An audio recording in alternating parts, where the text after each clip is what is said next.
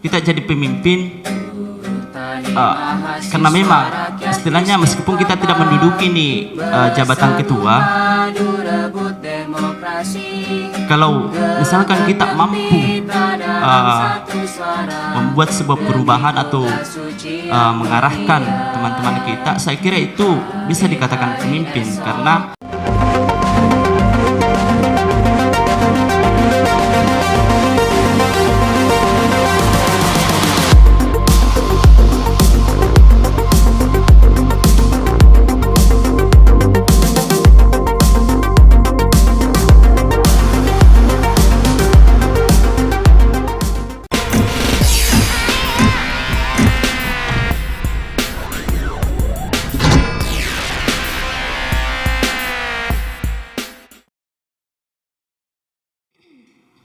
Assalamualaikum warahmatullahi wabarakatuh. Kembali lagi bersama saya Anissa di Not Podcast.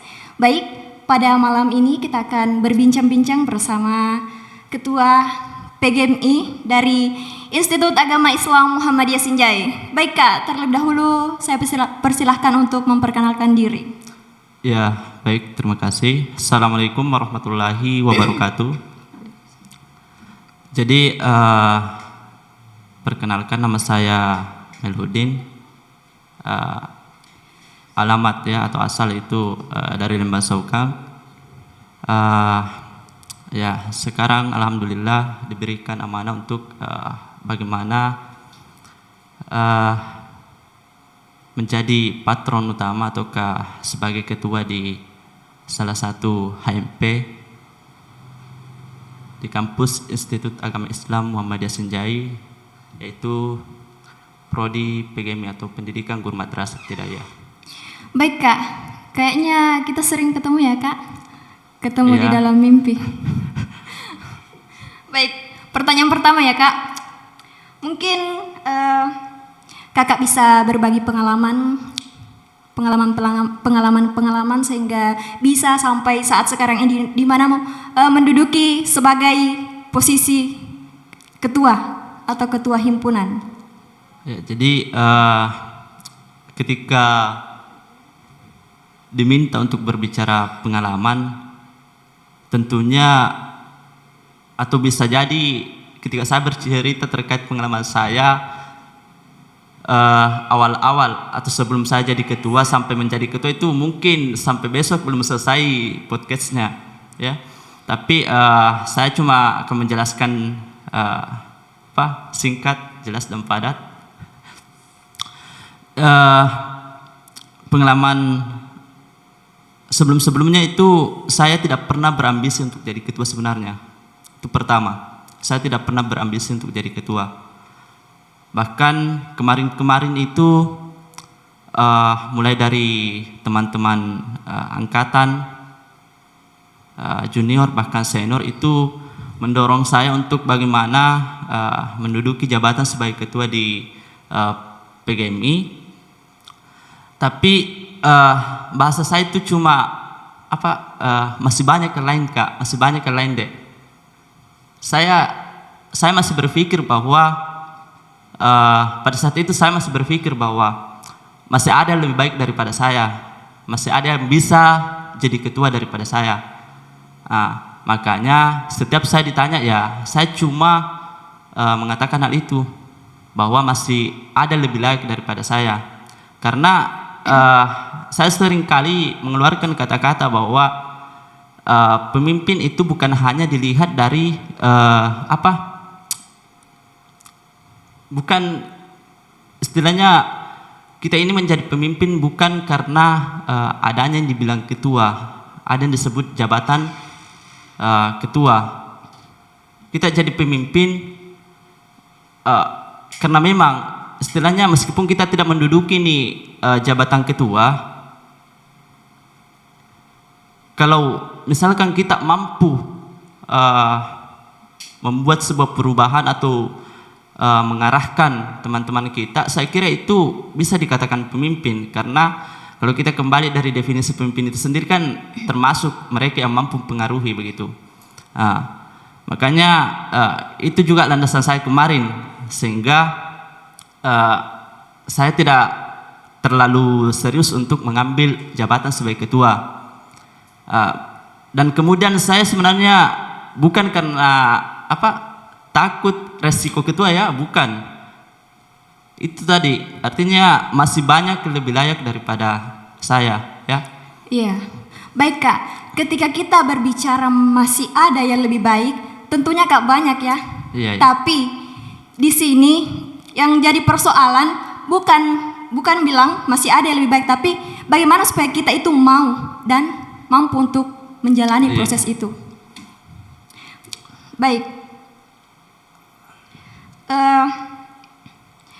Sebagai mahasiswa ya, sekaligus ketua, dalam orientasi ke depannya Kak, kebanyakan di dalam dunia pendidikan. Jadi guru mungkin? Kalau ke depannya sebenarnya mungkin siapa namanya? Anissa. Anissa ya. Saudari Anissa ini bertanya bahwa kan saya ini pendidikan ya, lebih ke pendidikan, mungkin saya akan jadi guru ke depannya. Lagi-lagi saya juga sebenarnya bingung menjawab pertanyaan dari saudari Anissa ini, karena sebenarnya itu saya tidak tertarik untuk menjadi guru. Kenapa demikian Kak? Jadi mulai dari kuliah itu sudah banyak pengalaman yang saya lalui yang istilahnya itu tidak sinkron dengan keadaan saya sekarang. Artinya bisa dikatakan bahwa tidak ada hubungannya dengan kondisi saya sekarang. Karena kemarin itu sebelum kuliah saya sempat didaftar di Makassar, salah satu kampus di Makassar, jurusan jurusan teknik PBK ya. Tapi pada saat itu orang tua melarang saya untuk kuliah di sana, makanya saya dikuliahkan di Senjai. Tapi pada saat itu saya tidak tahu apa-apa bahwa ternyata saya dikuliahkan di Senjai. Karena pada saat itu saya menolak.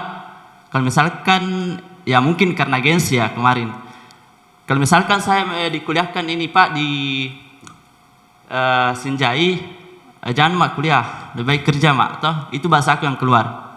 Tapi karena ada usaha dari orang tua, kemudian memberitahu om saya, dan om saya yang mengurus kuliah saya di IAIN. Saya baru tahu setelah ada yang mau ditandatangani di kampus. Itu baru saya tahu bahwa ternyata selama ini om saya itu mendaftarkan saya di kampus ini. Dan sebenarnya tidak juga saya istilahnya, bukan berarti saya sesali ya, bukan berarti saya sesali hal itu. Karena selama menjadi mahasiswa saya banyak menemukan pengalaman-pengalaman, istilahnya meskipun bisa dikatakan bahwa saya tidak terlalu tertarik untuk menjadi guru, banyak pengalaman-pengalaman yang saya temukan ketika pada saat menjadi mahasiswa ya, bukan terlebih kepada prodi yang saya masuki, tapi secara umumnya pada mahasiswa, pada saat menjadi mahasiswa. Mungkin itu. Iya, jadi ceritanya ini Kak Ismail ya, atau saya panggil ketua saja. Ketua ini menerima secara pasif ya dari dorongan keluarga untuk kuliah di IAIN Senjai atau Institut Agama Islam Muhammadiyah Senjai. Nah, Kak, kan tadi kakak itu tidak tertarik menjadi seorang guru. Nah, langkah kedepannya Kak bagaimana selain guru? Oh iya, langkah ke depannya. Jadi untuk langkah ke depannya, entahkah karena menerima nasib ya, karena jurusan saya jurusan saya sekarang adalah pendidikan. Entahkah saya menerima nasib untuk jadi guru ke depannya, ataukah saya justru mencari profesi lain atau pekerjaan lain lah. Tapi persoalan target kedepannya itu untuk sekarang belum saya pikirkan ya. Saya masih terfokus kepada dunia kampus. Belum terfikirkan Kak? Iya. Nah, bagaimana ya Kak? Ketika berbicara tentang masa depan. Mungkin apa ya, kita seharusnya mulai dari sekarang memikirkan apa-apa target kita ke depannya. Karena jika nanti baru kita mau berpikir apa ya, akan bisa dikatakan mungkin agak sulit ya. Jadi mungkin perspektif sebagian orang seperti itu ya. Mulai dari sekarang kita harus berpikir untuk kedepannya.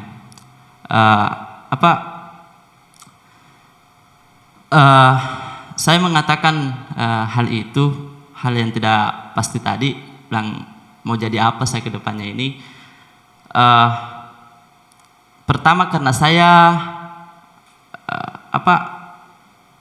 itu tadi saya masih fokus di dunia kampus. Ya, pendidikan. Ya, di dunia pendidikan. Dari dunia pendidikan ini istilahnya saya masih butuh terpaan di dunia di dunia kampus begitu untuk bagaimana mencapai hal-hal yang baik ke depannya. Okay. Artinya untuk sekarang itu kan alasan saya tadi itu tidak kurang tertarik untuk jadi guru. Makanya di lain sisi mungkin dari diri saya pribadi ini memang tidak menginginkan profesi seperti guru ya, tapi bukan berarti kalau misalkan nanti ya saya dapatkan itu adalah profesinya adalah guru, bukan berarti saya menolak. Tapi kalau lagi-lagi kalau saudari menanyakan bahwa seharusnya sekarang saya targetkan memang untuk ini, mungkin saya berbeda lagi. Ya, saya berbeda lagi karena satu tadi itu satu yang mengganjal dalam pikiran saya, yang mengganjal dalam benak saya bahwa saya itu kurang tertarik untuk menjadi guru. Jadi yang perlu saya persiapkan untuk kali ini saya kira terlebih dahulu membujuk diri untuk tertarik kepada guru ya. Jadi di situ letak permasalahannya sebenarnya. Ya. Iya. Nah, kembali ke pernyataan ketua tadi bahwasanya ini mungkin adalah nasib saya ya, menerima nasib. Nah, ketika kita berbicara mengenai nasib kan itu bagaimana usaha kita ya Kak, seberapa gigih kita dalam berusaha. Nah, bagaimana tanggapan Kakak? Wah, jadi makin rumit ya. Jadi yang dipertanyakan nasib lagi. Jadi apa tadi pertanyaannya? Seberapa kan nasib itu Kak, bagaimana kita seberapa gigih untuk dalam berusaha untuk mencapai apa yang kita inginkan seperti itu. Iya, artinya apa ya? Kan begini, saya sudah jelaskan tadi bahwa pertama saya kurang tertarik untuk menjadi seorang guru.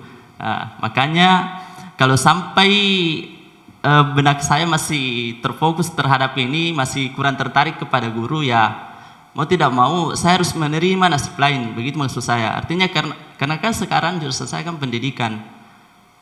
Nah kalau kita berbicara persoalan target kedepannya, seharusnya saya targetkan pendidikan karena jurusan saya adalah pendidikan ya, yaitu guru. Tapi kalau itu tadi kalau pikiran saya masih istilahnya belum tertarik kepada guru, ya saya harus terima nasib ke depannya, saya harus kerja apa selain guru, begitu.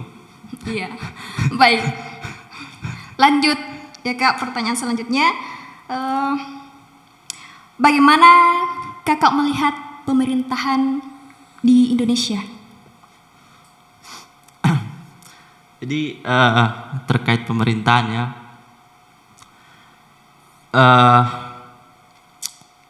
sebenarnya kalau kita berbicara terkait pemerintahan, saya kira dan saya selaku mahasiswa ya menganggap bahwa pemerintahan di Indonesia sekarang itu sudah kasarnya anjlok sekali begitu. Tidak stabil ya? Iya, tidak stabil. Ya. Kenapa demikian Kak? Jadi sudah banyak sebenarnya, sehingga pemerintahan di Indonesia ini dinilai tidak stabil. Ya, sudah banyak sebenarnya yang bisa diambil sebagai sudut pandang kita ya. Misalkan pendidikan, ya, salah satunya misalkan pendidikan, ya. Jadi bagi saya ya, mungkin ini karena kebiasaan bagi saya pendidikan di Indonesia itu termasuk pendidikan yang kurang stabil begitu. Ya, karena kebetulan saya calon guru, jadi saya mengambil contoh ya pendidikan. Iya, mungkin kakak bisa memberikan contoh pendidikan yang tidak stabil seperti apa, Kak? Jadi seperti yang kita lihat sekarang, mulai dari kemarin ya, setelah kita dilanda kemarin itu? COVID, Corona ya, Corona itu namanya Kak? Iya, Corona. Jadi ada beberapa sistem yang keluar ya, sistem pendidikan yang keluar. Ada yang daring, ada luring ya. Dan itu menurut saya tidak terlalu efektif ya. Dan dibahasakan kemarin bahwa itu untuk mengefektifkan pembelajaran ya. Menurut saya itu tidak efektif, baik itu dari murid ataupun gurunya. Karena sempat kemarin teman-teman mahasiswa itu saya melihat ya, setiap mengadakan kegiatan itu, yang serunya itu dia membahas ini pendidikan ya di era pandemi.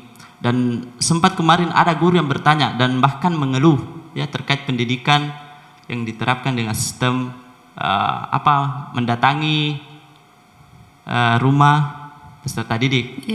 Ada yang sempat mengeluh seperti itu.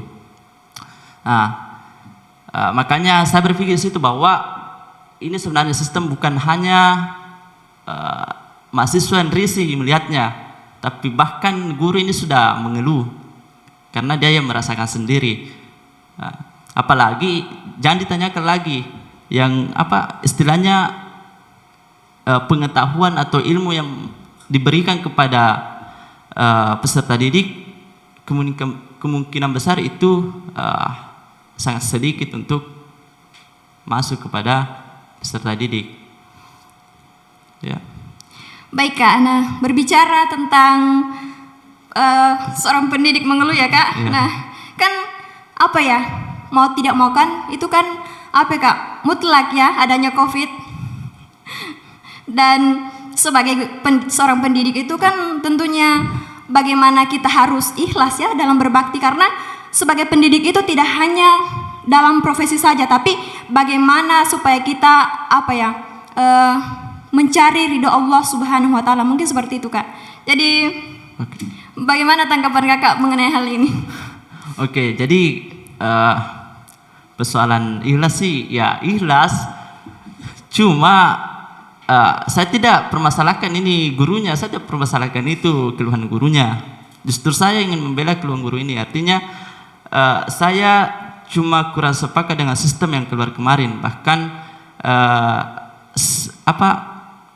selain dari sistem pada saat pandemi itu, saya masih kurang sepakat ya dengan sistem pendidikan yang ada di Indonesia. Tapi mungkin itu tidak perlu dibahas ya karena terlalu panjang nantinya.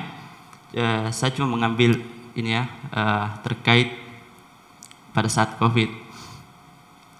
Jadi menurut saya itu tidak, bahkan di himpunan kemarin, di himpunan PGMI ya, sempat mengadakan dialog pendidikan ya, dan tujuan kami itu tujuan terselubung ya, yang tersembunyi dari kami itu sebenarnya adalah untuk mengajak dinas pendidikan untuk audiens bersama kami ya, bertanya terkait sistem pendidikan yang ada sekarang yang berlaku pada saat pandemi. Dan itu kemarin diadakan. Setelah itu saya mendengar keluhan dari guru ya. Makanya kebetulan pada saat itu masih bukan saya yang menjabat di PGMI, masih ketua saya. Jadi saya berikan saran kepada Pak Ketua bahwa bagus kita adakan dialog pendidikan. kita akan tanya betul sistem pendidikan yang berlaku di di era sekarang, di era pandemi sekarang terhadap dinas pendidikan. Tapi pada saat itu ya saya kira di situ bisa dilihat bahwa pemerintahan di Indonesia itu apa tadi bahasanya tidak stabil, ya, tidak stabil. Karena kami mengadakan hal seperti itu, istilahnya kami ingin mendapatkan hasil di balik itu loh. Kami ingin mendapatkan hasil, tapi respon dari yang bersangkutan ini, yang mau ditanya ini tidak kurang kurang responnya. Bahkan kemarin itu kalau tidak salah cuma berapa ya? Cuma 3 pertanyaan dan tidak ada timbal baliknya. Jadi saya kira dari situ saja kita bisa lihat bahwa ya caranya menanggapi pemerintah ketika ada aspirasi seperti ini artinya itu ya kurang dipedulikan ya. Jadi sekarang itu kalau mau dikatakan, kalau ada yang mengatakan bahwa mahasiswa ada yang apatis, mungkin saya bisa mengatakan bahwa pemerintah lebih apatis lagi ya. Iya. Jadi saya kembalikan. Luar biasa sekali ya, dimana sang ketua ini membela guru dan kurang sepakat dengan sistem yang dipakai pada saat COVID melanda Indonesia. Jadi baik, pertanyaan selanjutnya Kak, bagaimana pandangan Kakak ya? Ini kan tadi secara menyeluruh ya Indonesia, nah sekarang secara spesifik di Kabupaten Sinjai ini. Di Kabupaten Senjaya. Iya. Jadi kalau di Kabupaten Senjai, penilaian saya Iya. terhadap apa yang terjadi di Kabupaten Senjai itu, kalau saya pribadi ya kan sudah saya berikan tadi contohnya salah satunya toh. Iya. Jadi bisa mungkin dilihat sendiri. Baik. Saya sudah mengatakan bahwa saya sudah mengadakan kegiatan berupa dialog pendidikan, kemudian responnya ini dinas pendidikan tidak terlalu itu kalau pemerintahannya mau dinilai, tapi mungkin bisa diperjelas lagi pertanyaannya, mungkin terkait mahasiswanya kah atau apa? Iya bisa mungkin Kak terkait mahasiswanya. Terkait mahasiswa ya. Jadi sebenarnya ini bukan lebih lebih menilai ya kepada mahasiswa, langsung saja memberikan saran kepada teman-teman mahasiswa. Iya. Bahwa kita kan sebagai mahasiswa itu atau sebagai pemuda, salah satu tupoksi kita atau tugas kita itu adalah sebagai pembawa perubahan ya. Iya. Sebagai pembawa perubahan. Jadi apapun yang telah kita dapatkan di dunia mahasiswa, rasional, analis membawa perubahan, mengontrol masyarakat apa dan sebagainya, seharusnya itu kita pegang teguh dan sampai pudar dan bahkan menghilang dalam diri mahasiswa. Karena tanpa itu semua tadi ya, tanpa ciri-ciri mahasiswa tadi yang seperti itu, saya kira itu bisa saja melemahkan kekuatan mahasiswa. Bahkan bisa dikatakan kasarnya itu bisa dikatakan bukan lagi mahasiswa ya. Karena bagi saya itu mahasiswa itu adalah siswa-siswa yang dihormati. Dan kemudian apa yang mau dihormati kalau misalkan ya ini ciri-cirinya sudah pudar semua. Ya, istilahnya identitasnya sudah hilang begitu. Iya. Jadi ya itu ya. Iya. Baik. Nah, menurut Kakak berapa persen perubahan yang dilakukan oleh mahasiswa pada saat sekarang ini menurut Kakak? Baik, jadi terkait berapa persen yang didapat ya dari perubahan yang dibuat dilakukan oleh mahasiswa. Yang dilakukan oleh mahasiswa. Kalau menurut saya masih di atas dari 50% lah. Artinya untuk sekarang ya di Kabupaten Senjai, kalau saya memberi nilai tersendiri ya 75%. Ya. Jadi saya kira itu masih aman-aman saja untuk mahasiswa, teman-teman mahasiswa sekarang ya, perubahan yang dibuat oleh mereka. Iya.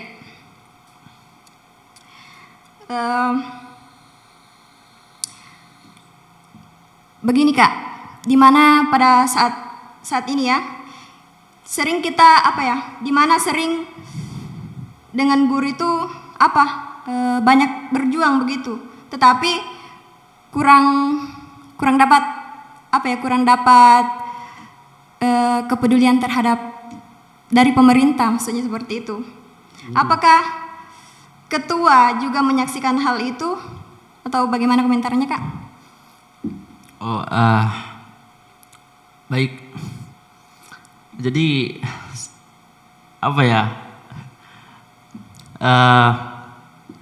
terkait hal itu ya, banyak yang berita yang beredar seperti itu. Jadi kita kembali ini secara umumnya Indonesia yang dibahas ya. Kalau untuk itu saya tidak terlalu jauh ya tahu menahu persoalan itu. Untuk sekarang berita yang seperti itu masih kita sebagai mahasiswa masih didiskusikan di kafe, dikajikan di kafe, dikaji-kaji di kafe.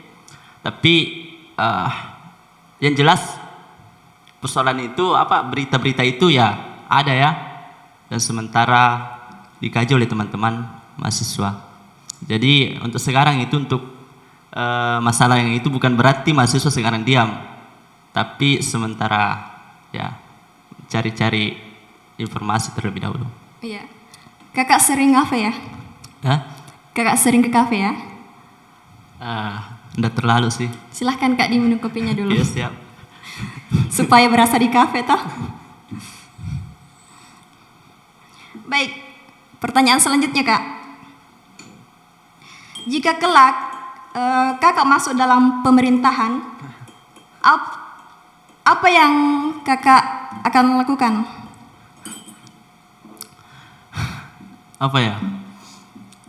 Ini cuma cuma angan-angan atau gimana? Karena selama ini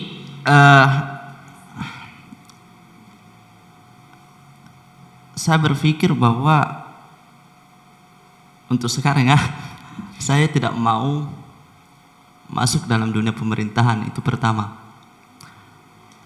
Saya tidak mau masuk dalam dunia pemerintahan. Karena apa? Karena ya trauma dengan keadaan-keadaan sekarang. Mungkin saudari bertanya kembali sebentar bahwa seharusnya kita yang perbaiki itu semua. Tapi ya lagi-lagi kan hal seperti itu saya kira bukan semudah membalikkan tangan, bukan. Artinya tidak sekecil yang kita pikirkan hal seperti itu. Artinya mungkin adalah persamaan ketika kita menjabat di pemerintahan dengan jabatan yang ada sekarang. Mungkin 13-12 lah atau 13-11 lah jabatan kita di HMP dengan jabatan di pemerintahan. Ada sebagian yang kita dapatkan di HMP jabatan yang sama dengan di pemerintahan. Dan sekarang saya rasakan bagaimana rasanya di HMP. Makanya itu untuk sekarang saya tidak berpikir ke sana. Kemudian ya itu tadi ya trauma. Kemudian yang kedua itu ya kecewa dengan pemerintahan yang saya lihat sekarang ya. Ini dari pribadi saya ya, terkait pemerintahan. Jadi kalau ditanya bahwa kelak akan menjadi menduduki jabatan di pemerintahan, ya bagi saya mustahil sih, karena saya tidak pernah berpikiran ke sana. Tapi begini Kak ya, tidak pernah berpikiran untuk ke sana. Nah, seringkali Kak yang terjadi hal-hal yang tidak pernah kita pikirkan. Bagaimana Kak? Ya sepakat sebenarnya ya dengan pernyataannya tadi bahwa seringkali Iya. terjadi hal-hal yang Hal-hal yang tidak kita pikirkan itu inginkan, yang terjadi. eh, apa ya? Pertanyaannya juga sebenarnya membingungkan ini. Eh, untuk sekarang kalau diberikan pertanyaan seperti itu, ya tentunya saya hanya bisa menjawab bahwa saya harus memperkuat komitmen saya dengan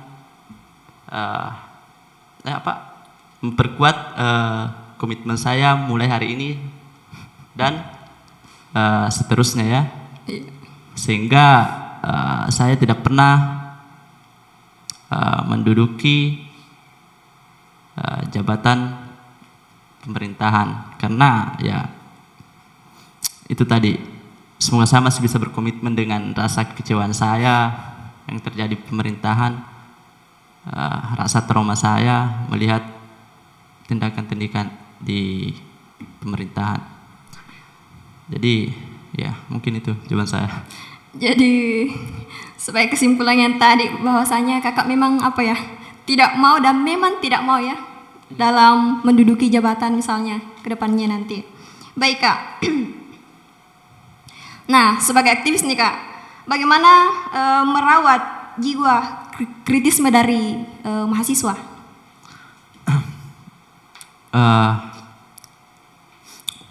Merawat jiwa kritisme ya. Iya. Kritisme dari mahasiswa. Dan ini kalau bisa ya perlu juga diadakan ini pembahasannya lebih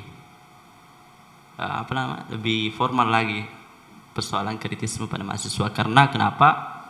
Yang kurang sekarang yang ininya ya. Yang ininya.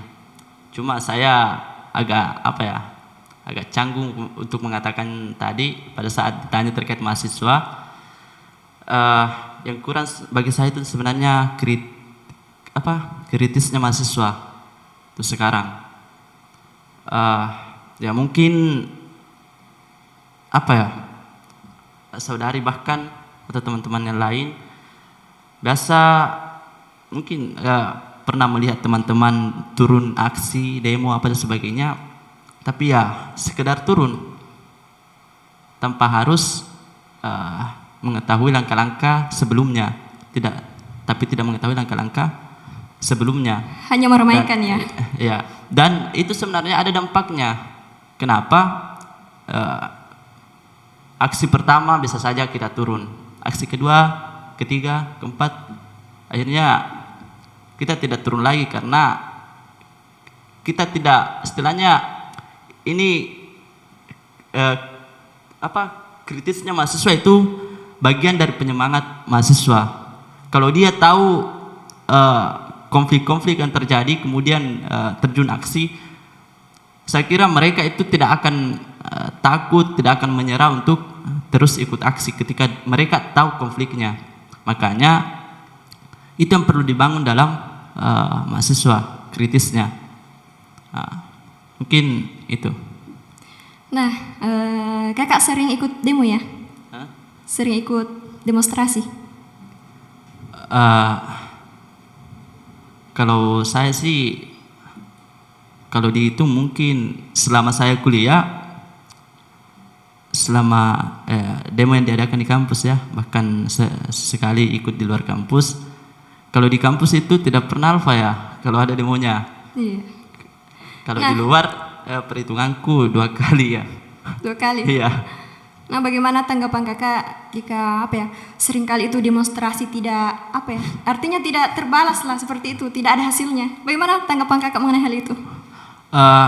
Kalau tanggapan saya terkait hal itu ya, artinya kita turun aksi tapi tidak ada hasilnya. Iya, tidak ada hasil yang kita dapatkan. Itu sih itu mungkin menurut teman-teman lain bahwa kita tidak mendapatkan hasil. Tapi bagi saya kita tetap mendapatkan hasil ya. Karena di lain sisi kita ini memperlihatkan eksistensi kita bahwa kita ini masih ada sebagai mahasiswa untuk mengawal terus aspirasi-aspirasi masyarakat yang akan disampaikan kepada pemerintah. Itu pertama, itu masih kita rebut sampai sekarang. Kita masih memperlihatkan eksistensi kita. Kita masih memperlihatkan keberadaan kita sebagai mahasiswa. Jadi kalau ditanya persoalan bagaimana ya tanggapan saya, itu jawaban saya pribadi ya. Iya. Terkait Iya. itu tadi. Tapi kalau lebih saya jelaskan sedikit lagi yang hal seperti ini sebenarnya bukan sepenuhnya kesalahan dari pemerintah begitu. Bukan sepenuhnya kesalahan dari pemerintah kalau mereka itu slow respon begitu. Artinya kita juga perlu mengintrospeksi diri. Salah satunya tadi kurangnya kritis mahasiswa. Sehingga ya cuma jenderalnya doang yang mengkritik dan sebagainya. Kan kalau cuma satu suara ya memang dipertanyakan berhasil atau tidaknya. Tapi coba kita satu suara. Pastinya kita lebih bisa mengefektifkan aksi kita, bisa berjalan sesuai dengan rencana. Baik Kak, mimpi ini pertanyaan terakhir ya, mimpi terbesar Kakak. Mimpi.